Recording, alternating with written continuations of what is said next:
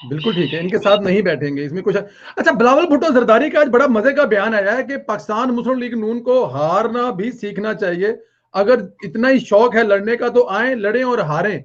क्या बिलावल भुट्टो जरदारी ऐसे बयानात देकर क्या साबित करना चाह रहे हैं? किसी को सुनाना चाह रहे हैं, किसी को दिखाना चाह रहे हैं?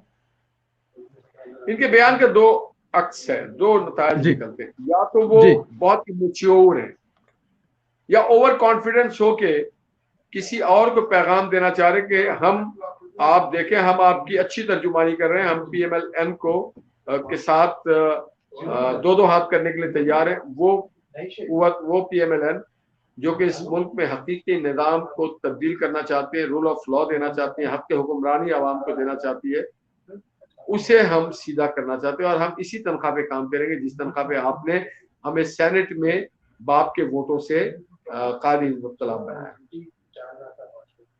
बिल्कुल ठीक है, बिल्कुल ठीक है। अच्छा, अभी आपने डीजी साहब की बात की, बशीर मेमन साहब की, तो बशीर मेमन साहब ने जो इल्जामात लगाए हैं वो सारे के सारे वजीर आजम हाउस के अंदर बैठ के प्रोग्राम बनते रहे हैं।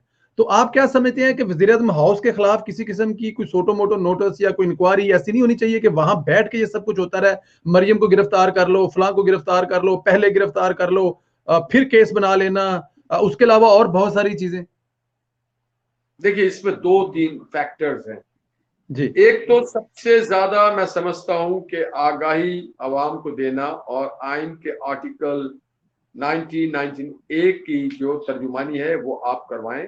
जो मीडिया और सोशल मीडिया में लोग हैं उनका फर्ज बनता है कि वो इन्वेस्टिगेटरी तौर पे इसको देखें और बताएं कि कवानीन क्या कहते हैं कि कोई प्राइम मिनिस्टर अगर इस तरह के अमल करे तो उसके लिए कानून में क्या लिखा है। दूसरा, पार्लियामेंट में जितने भी, अगर मैं होता पार्लियामेंट में तो मैं जरूर रेजोल्यूशन मूव करता और पॉइंट ऑफ ऑर्डर पे खड़ा होकर बात करता कि प्राइम मिनिस्टर के इसके हवाले से एक इंडिपेंडेंट पावरफुल जुडिशियल कमीशन तैनात किया जाए जो उसके टर्म्स ऑफ रेफरेंस जो हो